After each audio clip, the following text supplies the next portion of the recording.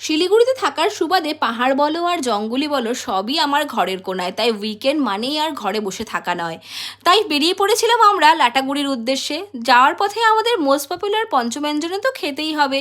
পঞ্চব্যঞ্জনে ঢুকেই আমরা তাদের নর্মাল ভেজ থালিটা অর্ডার করে দিয়েছিলাম। তোমরা চাইলে এর সাথে মাছ, মাংস বা ডিম বা মাটন যা কিছু অর্ডার করেই নিতে পারো। প্রথমেই আমার থালায় চলে এসেছিল এক টুকরো পেঁয়াজ, এক টুকরো লেবু আর গরম গরম ভাত। তার সাথে চলে এসেছিল পাতলা মুসুরির ডাল। আর লেবু দিয়ে এই গরম গরম ভাত আর মুসুরির ডালটা খেতে দুর্দান্ত লাগছিল। তার সাথে ছিল গরম গরম পাঁপড় ভাজা। যাই হোক, ডাল দিয়ে ভাত তো আমি একদম শেষ করেই ফেলেছিলাম। আর ডাল ভাত শেষ করার পরেই আমার পাতে চলে এসেছিল শুক্তো। উচ্ছে আর আলু দিয়ে এই শুক্তোটা খেতে জাস্ট ফাটাফাটি হয়েছিল, আর টেস্টটাকেও যেন একদম চেঞ্জ করে দিয়েছিল। তারপরে নিয়ে নিয়েছিলাম মাছের মাথা দিয়ে মুড়ি ঘন্ট। এই মুড়ি ঘন্টটা খেতে জাস্ট ফাটাফাটি। পঞ্চব্যঞ্জনের মাছের আইটেমগুলোর জন্যে মানুষ এখানে বারবার ছুটে আসে। তার সাথে আমরা নিয়ে নিয়েছিলাম বরলি মাছের ঝোল এবং মাছ চচ্চড়ি।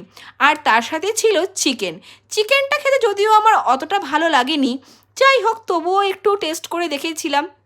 খাওয়া দাওয়ার শেষ করে আমরা লাটাগুড়ি জঙ্গল দেখতে দেখতে চলে গিয়েছিলাম